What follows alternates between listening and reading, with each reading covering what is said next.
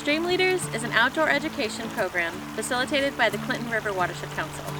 We work with schools and teachers to provide students with a hands-on experience in data collection and water quality monitoring. Do you ever wonder what chemicals are present in the rivers, lakes, and streams around us? What about where these chemicals come from and how they affect the health of the river? Today, we will be testing Avon Creek for the presence of different chemicals as well as bacteria. Based upon what we find, we'll be able to tell if the level of chemicals indicate an excellent, good, fair, or poor condition. And by looking at all of our results, we'll be able to get an overall stream score that'll give us the relative health of Avon Creek. Let's get started with our testing. Here is a list of the equipment you'll need in order to perform a chemical analysis of your stream. A collection bin to hold stream water, another bin to discard the solution from developed chem tests, test tabs and test tubes, instructional chem testing cards, a thermometer, protective equipment such as gloves and goggles, and a data sheet and pencil. Today we'll be demonstrating our pH test using a test tube, the tabs, and water from Avon Creek. This is known as a rapid color test. It develops within minutes, giving us our results. Fill the tube with water.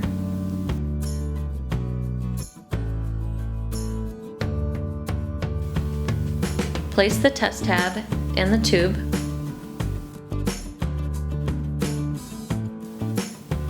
Cap the tube. Shake the tube until the test tab dissolves.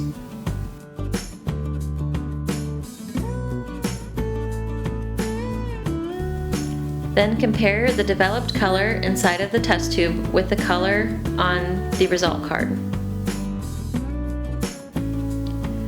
Record your result on your data sheet. Continue with the other tests, following the unique instructions for each one. For this demonstration, we have completed the test ahead of time, and here are our results. Dissolved oxygen. Our test result shows the dissolved oxygen level in the creek is about 4 parts per million, which means that the percent saturation is less than 50%. This is a low result. Dissolved oxygen is used by fish, plants, and other living things, so generally more dissolved oxygen indicates a healthier stream. Nitrate. Our test results shows the nitrate level in the creek is between 1 to 4 parts per million. This is a good result. Some sources of nitrate are fertilizer and industrial wastewater. Excess nitrate can lead to algal blooms, decreased dissolved oxygen, and other water quality problems. Phosphate. Our test result shows the phosphate level in the creek is 2. Some sources of phosphate are agricultural runoff and soil erosion. Excess phosphate can lead to algal blooms, decreased dissolved oxygen, and other water quality problems. Turbidity.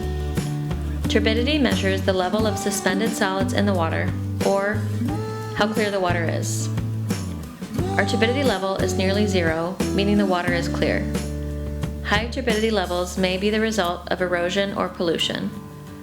High turbidity can cause warmer water temperatures, increased phosphate and nitrate load, and harm fish habitat. Fecal coliform. Our test result shows the presence of fecal coliform bacteria. This test does not indicate the level, just the presence of this bacterium. Some sources of fecal coliform bacteria are wildlife, failing septic systems, and combined sewer overflows. Here is the completed data sheet. Our overall stream score was 2.67, which is in between a fair and good result. Thank you for watching and learning with us. If you are interested in getting involved or learning more about the Stream Leaders program, please visit our website at crwc.org.